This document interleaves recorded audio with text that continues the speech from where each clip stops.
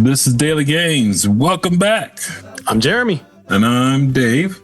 It's time to get it in. Let's get going. James 2:4. Have you not then made distinctions among yourselves and become judges with evil thoughts? The thing that jumps out here is James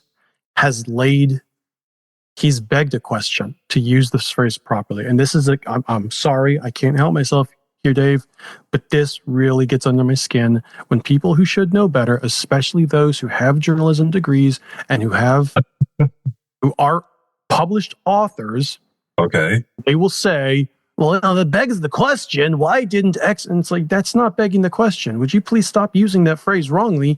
It really irritates me. And that's all I care about right now. So I'm sorry. I got that out. Okay.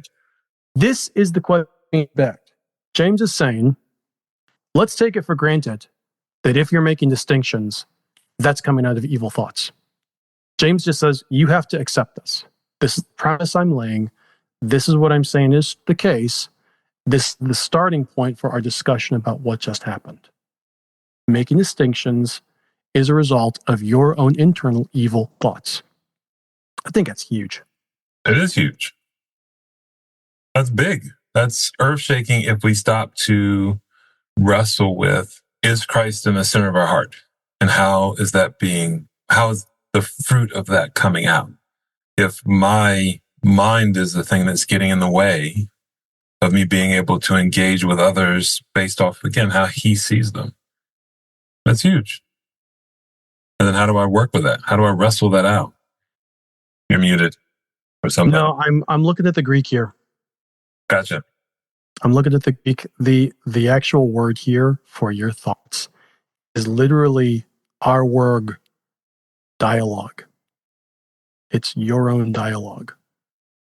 So spelled, if you're looking at the Greek, it's delta, iota, alpha, lambda, omicron, mu, omicron, mu, omega, nu. That's incredible. He's not making any bones about it. He says, this is what you're saying to yourself. This is your own speech. And he calls it evil. And there's no sugarcoating the word evil here. He's not using the word bad. Well, he could. There is a Greek word that means bad. He's not using that. He's using a word that legitimately means evil. Underscoring, I think, just how important this assumption is. The assumption that he expects us to bring to the table is that this is evil, that we're speaking within ourselves. I got to stop and chew on that. If that doesn't bring me up short, then, I'm not paying attention. Yeah. Are we willing to love others as Christ has loved us? And are we willing to bring these thoughts that are not good for him, his word, his spirit, so that they might fall aside, so that we can live more distinct life in him? I want to say more. I'm going to say more. We've already gone over it. I'm going to say a little bit more. Jesus gave a parable about a good judge and an evil judge, and I think that James may be going back to that in his mind right here. Because when you do this, don't you know you become a judge with the evil thoughts, with the evil dialogue within yourself? I think that there may be a tie in here to this evil judge that Jesus tells a story, especially in, you can read it in Luke 18, but there's another parable that's similar to it where a man goes and he's looking for justice, he's looking for help, and it's again said at night, and it's again going to the house of someone who can provide the help, and the response is, yeah, no, go away, go, I'm sleeping, come back in the morning. And in those two parables, Jesus is saying to his followers, this is a normal response, but this is not a godly response. God doesn't do this. God doesn't sleep. God doesn't get tired. God doesn't get hacked off. God doesn't say, no, go away, come back in the morning.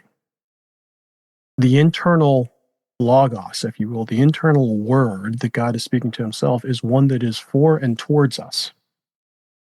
And as James remembers Jesus saying, as we've already talked about, God causes the rain to fall on and the sun to shine on the evil and the good. God doesn't make that distinction because God is not evil. I think this is a powerful, powerful reminder coming out of what James heard and the way that he knew Jesus wanted us to see God. And it's definitely instructive for me. Judge, evil intent, evil thoughts. These are things that are really hammering on my brain right now. So thank you for your indulgence. Thank you for spending another couple extra minutes with us. We will talk to you again soon. Yep.